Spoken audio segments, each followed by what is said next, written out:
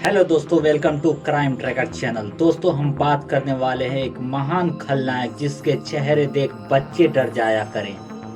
समय और साजिश का शिकार हो गया यह एक्टर आज गुमनामी की जिंदगी गुजार रहा है।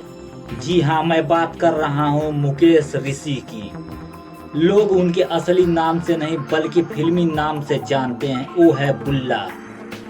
19 अप्रैल 1956 को जम्मू में इनका जन्म हुआ। उनके पिता एक स्टोन क्रशिंग का कारखाना चलाते थे।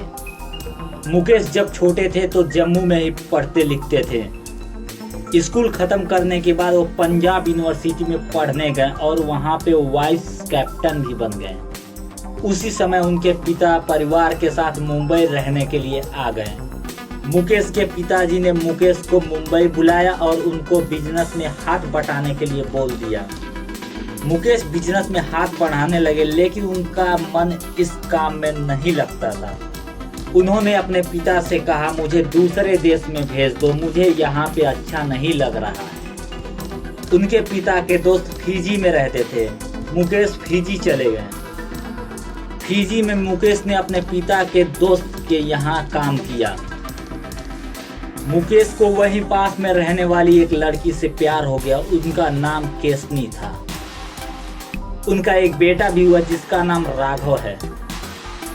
मुकेश फिजी से न्यूजीलैंड चले गए और वहां नौकरी के साथ साथ मॉडलिंग भी सीखने लगे। उनको बहुत से लोगों ने उनकी अच्छी बॉडी देखकर फिल्मों में जाने की सलाह दी। तब मुकेश के अंदर जोश आया और वो भारत वापस आ गए। आते ही उन्होंने रोशन तनेजा साहब से बात की और एक्टिंग सीखने लगे। रोशन तनेजा वो शख्स है जिन्होंने अमिताभ बच्चन, शत्रुघ्न सिन्हा, जया बच्चन तक को एक्टिंग सिखाया था। 6 महीने एक्टिंग सीखने के बाद मुकेश प्रोड्यूसर और फिल्म स्टूडियो के चक्कर लगाने लगे। लेकिन ताज्जुब की बात है, उन्हें किसी ने पूछा तक नहीं। एक दिन अचानक वो यश चोपड़ा साहब से मिलने गए। मुकेश ने कहा, मुझे गुंडे का रोल चाहिए। यश चोपड़ा ने कहा, मैं रोमांटिक फिल्में बनाता हूँ, मुझे गुंडे नहीं चाहिए। मुकेश निराश होकर घर चले आए। करीब 1 साल के बाद यश चोपड़ा साहब ने मुकेश को बुलाया और सुनील दत्त के साथ एक छोटा सा रोल दे दिया और उनका फिल्मी रास्ता चालू हो गया। तो संगम खान साहब से मिले जो एक टीवी सीरीज बना रहे थे, टीपू सुल्तान। संगम खान साहब को एक हट्टा कट्टा आदमी चाहिए था। उन्होंने मुकेश को कहा। मुकेश तैयार हो गए और उन्हें विलन मीर सादिक का एक छोटा सा रोल दे दिया गया। धीरे धीरे ही सही मुकेश को काम मिलने लगा। सन्नी देओल की घायल और पीएन चंद्रा की हमला जैसी फिल्मों में उन्होंने काम किया, लेकिन कोई खास फेमस नहीं हुए। 1993 में आई फिल्म गर्दिश, जिसमें बिल्ला जनाबी नाम के गुंडे का रोल करके मुकेश पूरी तरह फेमस हो गए। उनकी दमदार एक्टिंग से सब लोग प्रभावित हो गए। उनके पास काम की लाइन लगने लगी। उन्होंने सपूत, लोफर, साजन चले ससुराल, घातक, सूर्यवंशम, पुकार से लेकर कितने ही फिल्मों में काम किया। 1998 में आई ये फिल्म जिसने इनका नाम तक बदल दिया।